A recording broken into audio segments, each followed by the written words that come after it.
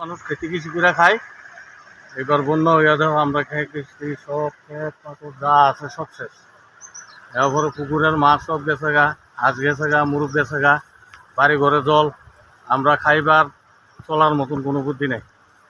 কখন আমরা কিভাবে সামনের দিকে বাঁচতাম চলতাম, আমরা যদি সাহায্য সরকার না করে তাইলে আমরা বাঁচবার মতন কোনো বুদ্ধি নেই।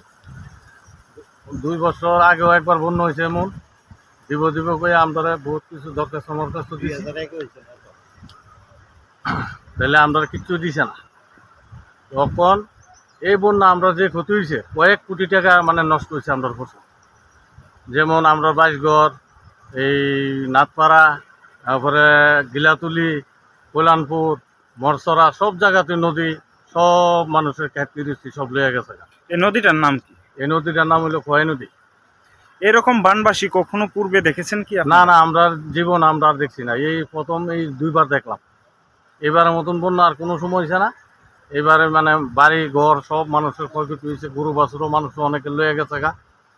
অনেক বাচ্চা কাচ্চা মাথাত করে কান্দ করে আনন্দ লাগছে। তখন তারা শিবিরে আছে, শরণার্থী শিবিরে। হ্যাঁ, শরণার্থী শিবিরে শরণার্থী হিসাবে শিবিরে আছে আমরা স্কুলে। তখন মনে বুঝেন আমরা সরকার যদি না দেখে একবার মতন কেউ নেই। কি অবস্থা হবে, আমরা না খাই দীর্ঘদিন মরতে হবে। আমরা তো আর যা কিছু আছে সব গেছে গা জলে। তখন তো আমরা খাইবার মতন আর কিছু নাই, ফসলও গেছে গা, জায়গাও ভাঙ্গা নিচে ওইটা দেখেন না মরিচ ক্ষেত সব এটা নেওয়া যেতেছে নদী ভাঙ্গা। ওই জেঙ্গা ক্ষেত লয়ে গেছে গা, এদিকে পুকুর গেছে গা 8-10টা মানুষের, সব শেষ। কিচ্ছু বলতে কিচ্ছু নাই আপনারা দেখে। তাহলে তো মনে বুঝেন বাড়ি ঘরও থাকবে না, বাড়ি ঘরও ভেঙে লিয়ে যাবে, বাড়ি ঘরও সব লিয়ে যাবে ভাঙ্গা।